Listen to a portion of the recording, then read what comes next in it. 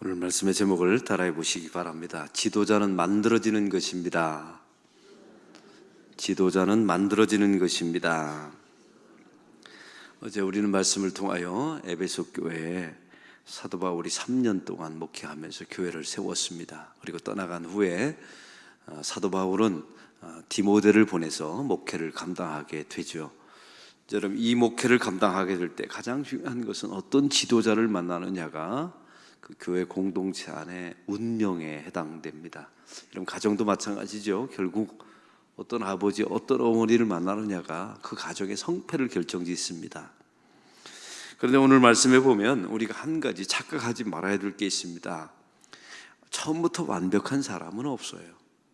또 하나님은 처음부터 완벽한 사람을 뽑을 생각도 없었습니다. 그래봤자 소용이 없거든요. 교만만 하지 자기가 잘나서 직분자가 감독이 된 줄 알지. 항상 하나님은 부족한 사람을 뽑아서 선택해서 만들어 가십니다. 그래서 그 만들어 가는 과정을 통해서 또 선택되는 과정을 통해서 은혜가 무엇인지를 깨닫게 한다는 사실입니다. 우리는 어제 한 가지 사실을 배웠습니다. 직분을 사모하라. 그건 선한 것이다 라고 말씀을 했습니다. 교회 안에 직분이 뭐가 대수랴, 악한 것입니다. 성경은 항상 말씀드려요. 교회 안에 그게 어떤 직분이 되었든 소중하게 여기고 그 역할을 잘 감당하는 것이 선한 것이다. 성경은 우리에게 말씀하고 있습니다. 또 한 가지는 우리가 교회 하나 가정 안에서 무슨 일을 하느냐는 중요하지 않아요. 그 사람이 어떤 사람이냐가 중요합니다. 그리고 하나님은 거기에 관심이 있어요. 사실은 일을 얼마나 크게 하느냐, 잘하느냐 그렇게 중요하지는 않아요. 왜냐하면 여러분이 아니어도 하나님은 대신 시킬 수 있는 사람 세고 세였습니다. 우리 교회 안에서 가장 교회를 힘들게 하거나 이게 자기 착각에 빠진 사람이 있어요. 왜냐하면 자기가 아니면 안 되는 것처럼 그렇게 교만한 사람들이 있어요. 여러분 염려하지 마세요. 염려하지 말고 죽으세요. 교회는 돌아가고 지구도 돌아가고 국가도 돌아가고 가정도 돌아갑니다. 왜냐하면 하나님이 살아계시기 때문에 그렇습니다. 내가 죽는 건, 내가 사라지는 건 사실 아무런 문제도 안 돼요. 그래서 가장 큰 은혜는 이 시기에 내가 쓰임받고 있다는 사실을 감사하셔야 되고요. 그 다음에 중요한 게 있어요.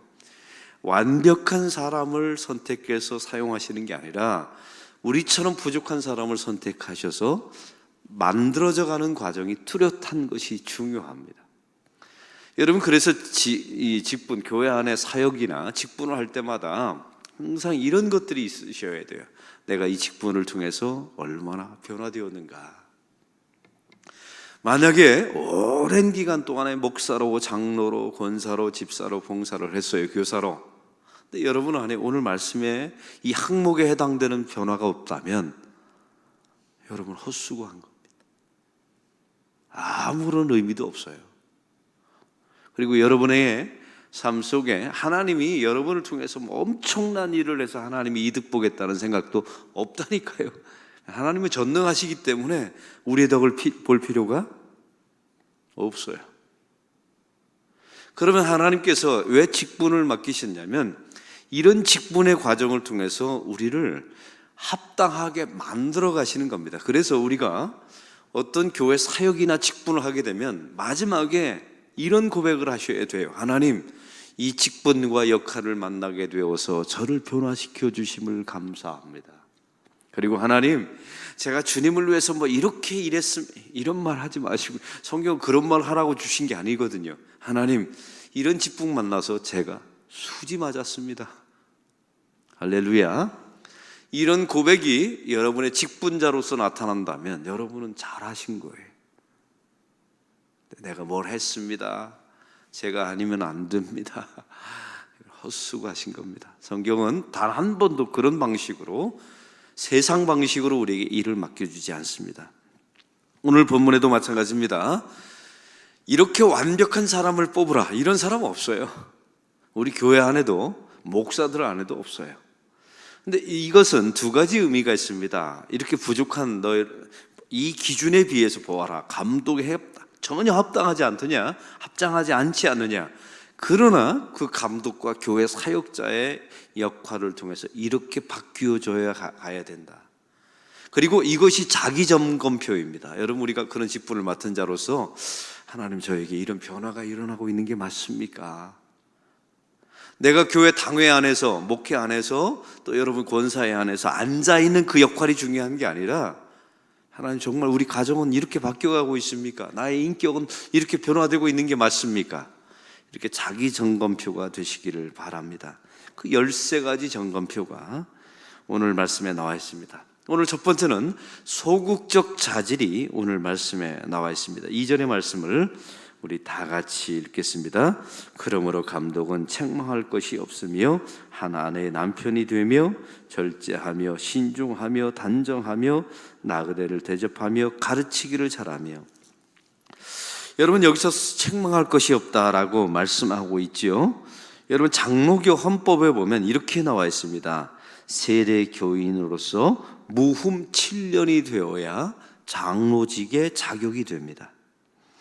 여러분, 흠이 없다, 결정적인 책망할 거리가 없다라는 내용이죠. 술을 즐기지 아니하며, 이것은 자기 절제력을 가져야 된다.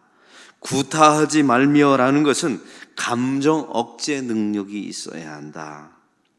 돈을 사랑하지 아니하며 라는 것은 지도자가 되면 돈을 만질 수 있는 기회가 많아요. 그런데 돈을 사랑하면 사고 친다. 남의 일이 아니에요. 우리 교회 안에도 있어요.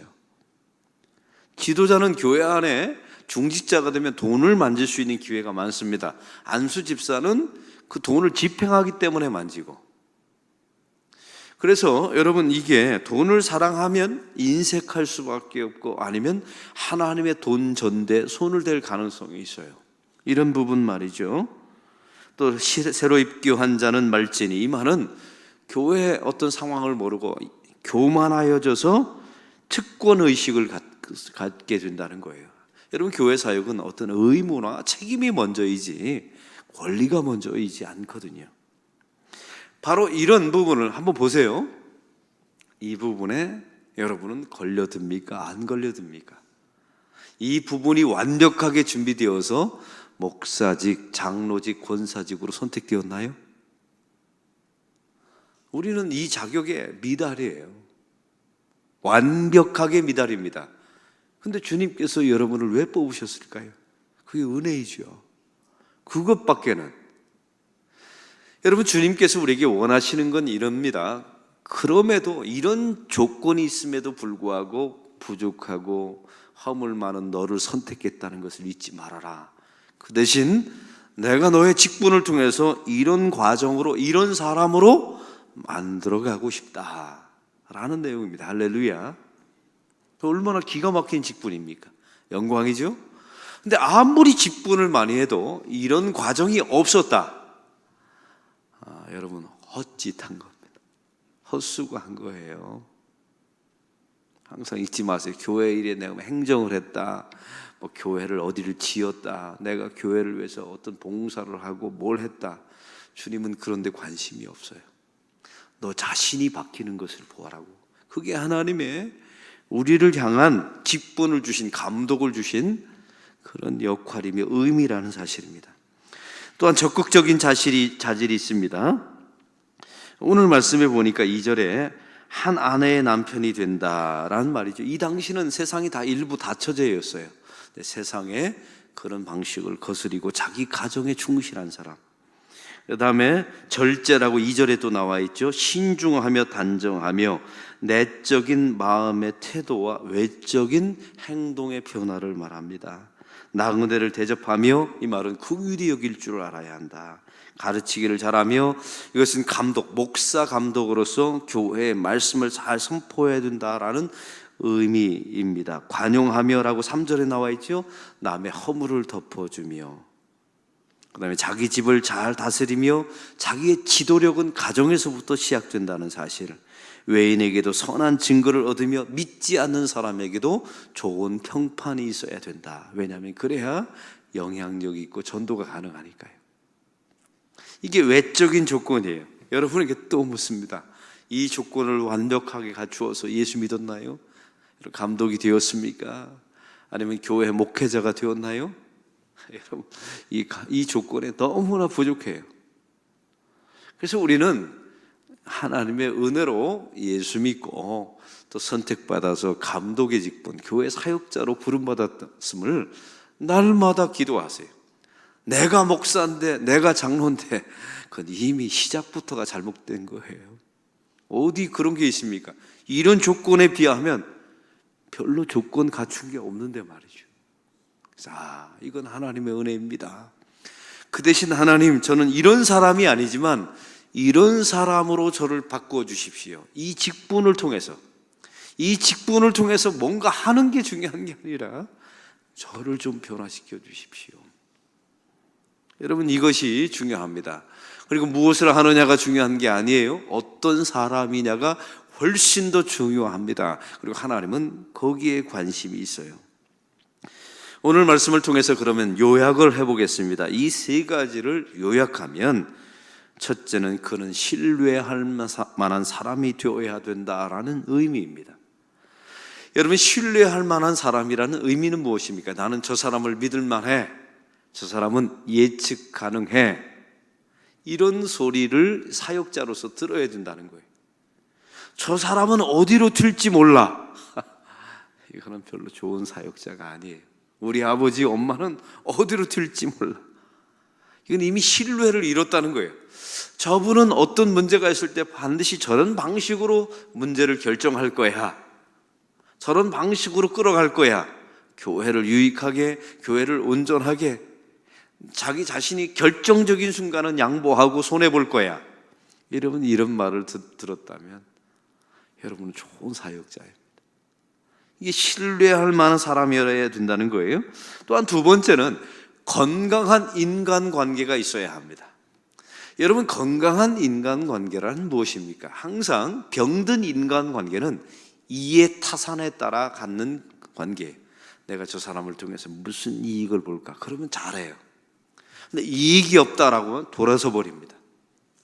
여러분, 교회 안에서는 이런 인간관계를 가지면 하나님이 기뻐하지 않습니다. 오히려 교회 안에는 내가 저 사람을 통해서 이득이 볼 것 없는 사람을 향해서 관계를 가지고 더 섬겨야죠. 그래야 하나님께서 우리를 복주시지 않습니까? 이게 건강한 인간관계입니다.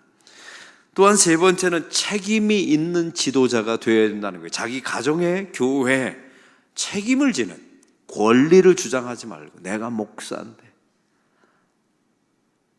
이건 이미 무시받기 시작하는 겁니다. 여러분, 제가 담임 목사로서 여러분 앞에 내가 목사인데 이런 말 하는 순간부터 여러분의 머릿속에 저건 목사가 아니다, 이런 마음이 생기지 않겠습니까? 여러분, 진짜 목사, 진짜 장로는 교회 안에 책임을 지는 사람이에요. 결정적인 순간에 그 책임을 자기의 몫으로. 여러분, 그래서 중직이라는 것은 무거운 짐을 진다는 의미를 가지고 있어요. 내가 중요한 직분을 갖는다는 의미도 있지만 무거운, 여러분, 집안에 여러분이 왜 아비가 되었습니까?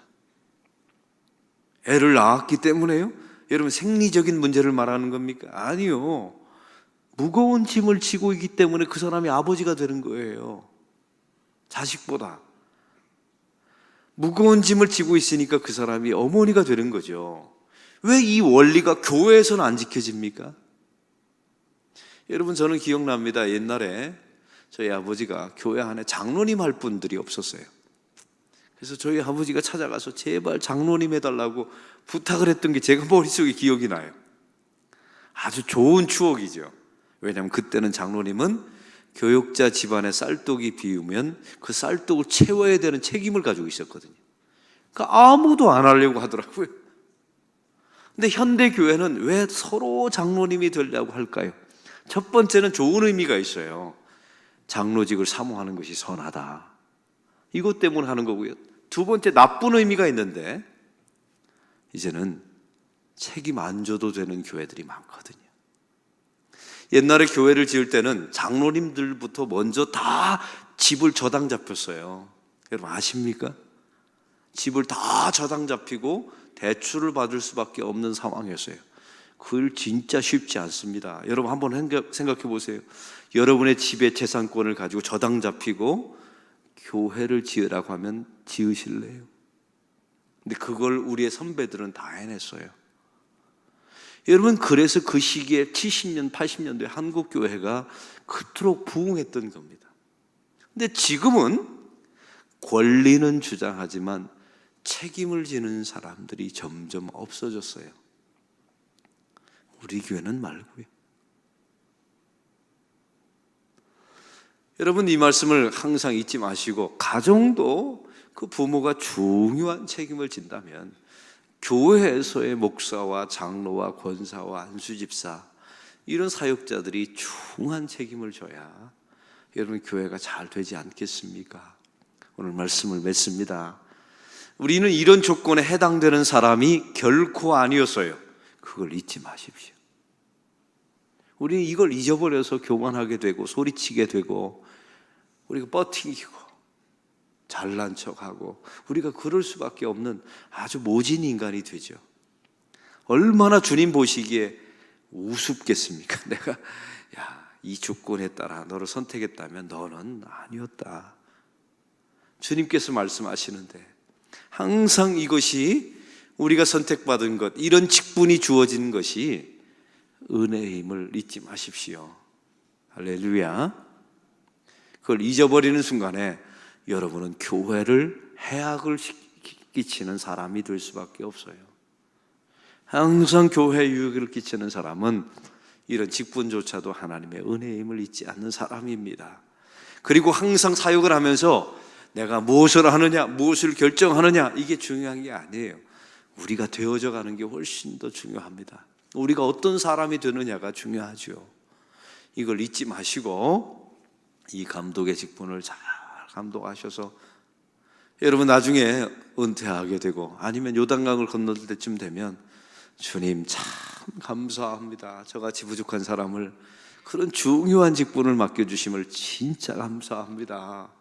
그리고 하나님, 제가 그런 과정을 통해서 조금 인간답게 목사답게 바뀌어주신 것 정말 감사합니다. 주님, 제가 진짜 그 직분 만나서 수지 맞았습니다.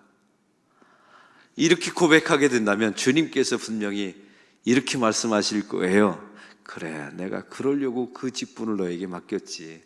내가 잘하긴 잘했지. 이런 말을 서로 나누며 듣게 될 줄로 믿습니다. 우리 안락교회가 내가 목사입니다라고 주장하는 그런 교회가 아니라 목사답게 변화되어져 가고, 지금은 좀 부족해 보이지만 조금 더, 저 목사가 10년이 지나면 조금 더 목사다워지고 장로님다워지고 권사님다워지고, 여러분 이렇게 변화되어져 가는 과정이 좀 뚜렷한 우리 안락교회가 되기를 소망합니다.